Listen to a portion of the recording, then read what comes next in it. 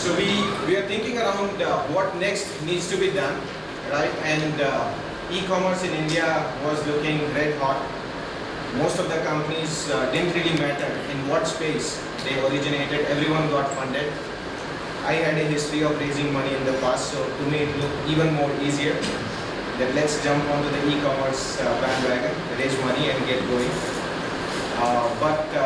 Again, I mean, we looked at various ventures, various categories, various possibilities. Nothing came that close to heart as sports did. I mean, besides my various companies, my experience, my education, sport is something which I've done consistently for the past 2.5 decades, even before I qualified as an engineer. So once we started exploring sports as a business, very clearly we picked it, one, out of passion. Second, of course, as business guys, we went around, did our due diligence. Does it work as a business case? Would it grow in India? And there were all the reasons, and I would actually share a few of them. I'm sure most of you know, being in this space, you are on this forum, you would know why sports is going to be there. And we essentially chose the segment which Tenwick is about to enter, and that's retail. So we are a full-fledged e-commerce platform today, Sports365.in, where we carry around 6,000 products online. We ship pan-India. We have done absolutely zero spending on digital marketing. Whatever is known to people is through forums like this. Is also one reason I'm here, to connect with you guys and let you guys know that there is www.sports365.in. The other vertical which we also chose was B2B, the institutional engagement, which kind of overlaps with the various other opportunities which exist in sports business today, be it education, training, coaching. There are tons of academies which are popping up, proliferation of fitness centers, and various things which are showing up as opportunities. So that's kind of little background how we got started. Few points which I would run through quickly. Let me know if you guys get bored. I'll shut my PC, go back. So this is the ecosystem, and I believe this is what most of us are who are present here. So most of us are either sports enthusiasts, belong to training, coaching, education, within sports as a specialty, are sports equipment, consumables and infrastructure providers, which is us, and very specifically in a different font because this is what we do and we do not do anything else what is listed here. Then there is celebrity management, though we have celebrities on board, but we do not really manage them. So Mahesh, I wouldn't really call him an ambassador. He's part of the company, he's partner of the business. Besides him, again, I mean, we have more names who are associated with us, and these are international names, as Shruti was mentioning, and I echo the same. These are certain names which have a lot of face value, and you speak a name and people would know it, right? So we have those names associated with us, and we would announce it in the coming few weeks. So we are essentially covering Sports 365, multiple sports disciplines with one such face behind each of these categories. I mean, from a business standpoint, it makes sense for us because it's different when Vishal Gupta goes out and says, hey look, this is an advice or this is the company you should buy from, as compared to Mahesh or a top cricketer or a top squash player or a top badminton player goes and talks about it. Could be an online forum, could be an offline forum, but it has an impact, right? So we chose to stay in this category, but there are tons of other. I mean, overall, we again see, be it Olympics, be it other international events,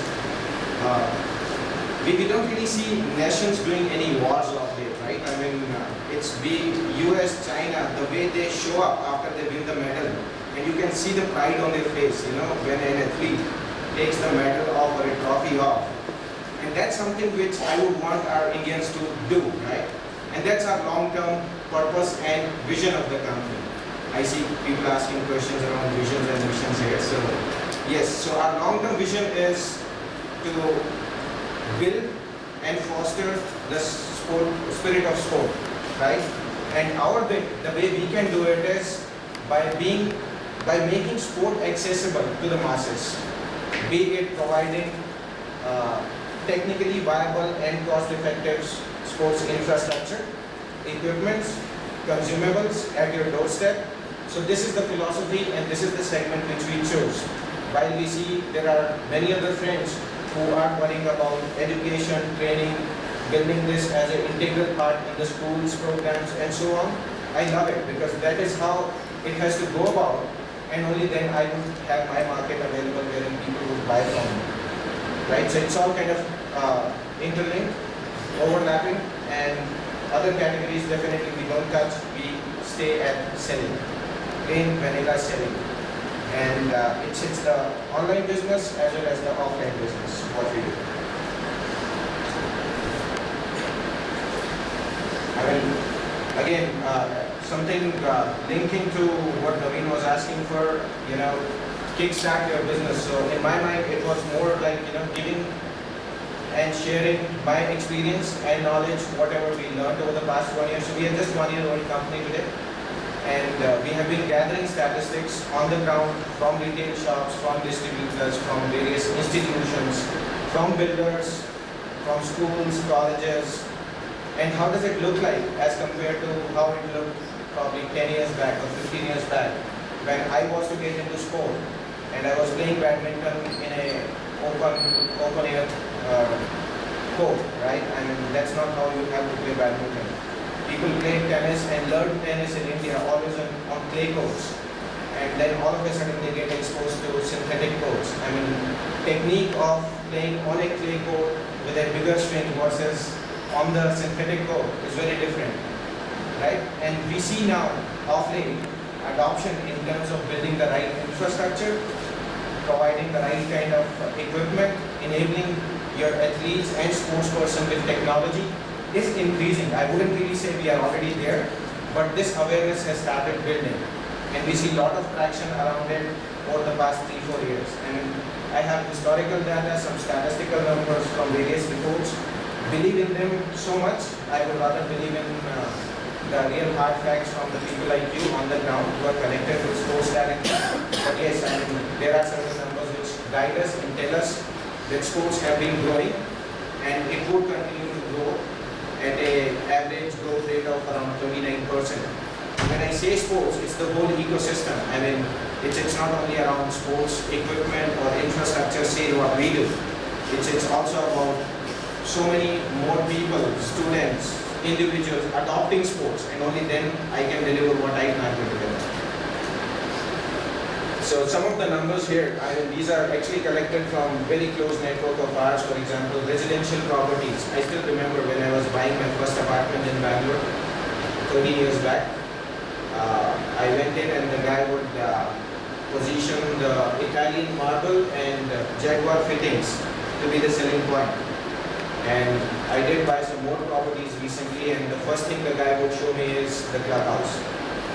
So this is how things have changed over the past decade. I mean, which is the real data from the ground. I mean, it's no more a tile or a bathroom fitting which sells anymore.